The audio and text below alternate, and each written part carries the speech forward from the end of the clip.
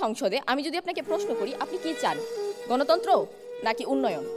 Fascist Hasina বাংলার আপামর জনগণের কাছে উন্নয়ন আর গণতন্ত্রের গোলক দাদায় উন্নয়নের মিথ্যা গল্প শুনিয়ে উন্নয়ন জপমালার মাধ্যমে উন্নয়নতন্ত্রের নামে আপাতন্ত্র কায়েম করে তার শাসনামল দীর্ঘায়িত করেছে এবং ক্ষমতায় টিকে থেকেছে। ঠিক সেই বাস্তবতায় আপনাকে ধন্যবাদ জানিয়ে সরকারি দলকে বলতে চাই, জঙ্গি তকমার গল্প শোনায়েন না, রিয়েলিটি মাইনা নেন। কেননা ওই জঙ্গি নাটক করে আওয়ামী লীগ কতজনকে হত্যা করেছে তার সঠিক পরিসংখ্যান আপনি আজকে দিয়ে যেতে পারেননি, কিন্তু আমি আজকে দিয়ে যাচ্ছি।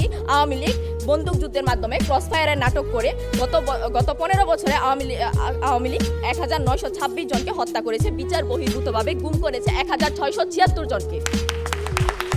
মাননীয় স্পিকার, আওয়ামী লীগ শুধু একটি নাটক করে একটি তকমা দিয়ে ছেলে খেলার মতো ক্ষমতায় টিকেছিল, এটি নয় মাননীয় স্পিকার। আওয়ামী লীগ 10 ধরনের নাটক করেছে মাননীয় স্পিকার এই ক্ষমতায় টিকে থাকার জন্য। দেখুন মাননীয় স্পিকার, বিগত 16 বছর আওয়ামী লীগ শাসক গোষ্ঠী উন্নয়নের গল্প শুনিয়ে মুখে ফেনা তুলে ফেলেছে। পদ্মা সেতু, মেট্রো রেল, টানেল, পারমাণবিক বিদ্যুৎ কেন্দ্র, তাদের ক্ষমতায় টিকে থাকার যন্ত্রমন্ত্র ছিল ওই উন্নয়নতন্ত্র।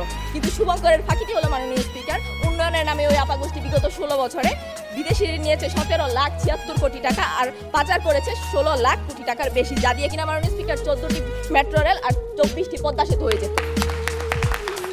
মাননীয় স্পিকার, উইলসন সেন্টারের প্রক্ষেপণ বলছে শেখ হাসিনা গণতন্ত্রের বিকল্প হিসেবে উন্নয়নের বয়ান দিয়ে তার শাসনামল দীর্ঘায়িত করেছে। হ্যাঁ মাননীয় স্পিকার, আমরাও কিন্তু ঠিক সেটিই বলছি। দেশকে জঙ্গি তকমা নয়, বরং উন্নয়নের গল্প শুনিয়ে মুক্তিযুদ্ধের বিকৃত চেতনা, নির্বাচনী ব্যবস্থা, বিচার ব্যবস্থা, পুলিশ প্রশাসনকে হাতিয়ার করে ক্ষমতায় টিকেছিল ওই আওয়ামী শাসক গোষ্ঠী। মাননীয় স্পিকার, প্রধানমন্ত্রী আর মন্ত্রীর কথা শুনে মনে হলো পুলিশ আর র্যাবের কাজই ছিল জঙ্গি নাটক তৈরি করা, বাড়ি ঘেরাও করা, জঙ্গি নিয়ন্ত্রণে অভিযান পরিচালনা করে পশ্চিমা অনুকম্পার মাধ্যমে আওয়ামী শাসকের ক্ষমতায় টিকে থাকতে সহায়তা করে। কিন্তু বাস্তবতা হলো পুলিশ আর র্যাব আওয়ামী শাসন আমলে বাহিনী থাকেনি মাননীয় স্পিকার। পুলিশ লিক হয়ে গেছে, র্যাব লিক হয়ে গেছে। বিরোধী রাজনৈতিক দলসমূহকে দমন নিপীড়নের বিশ্ব রেকর্ড গড়েছিল তারা। আওয়ামী লীগের মূল রাজনৈতিক পুঁজি ছিল মুক্তিযুদ্ধের চেতনা। এই চেতনা বিক্রি করে তারা বিরোধী দলকে দমন করেছে, ক্ষমতায় টিকে থেকেছে। আওয়ামী লীগের দ্বিতীয় টানকারটি ছিল মাননীয় স্পিকার সংখ্যালঘু গেম খেলা। ভারত আর পশ্চিমাদের ইসলাম ফোবিয়ার ফায়দা হাসিল করতে দৃশ্যপটে সংখ্যালঘু নিরাপত্তার অসাম্প্রদায়িকতার অপকৌশলে এক ডিলে 2 পাখি মেরেছে আওয়ামী লীগ। বিরোধী মতকে দমন করতে পেরেছে, মিথ্যা ট্যাগের রাজনীতি করতে পেরেছে, আর ক্ষমতা টিকে থাকার জন্য হাতিয়ার বানাতে পেরেছে সংখ্যালঘু ইস্যু।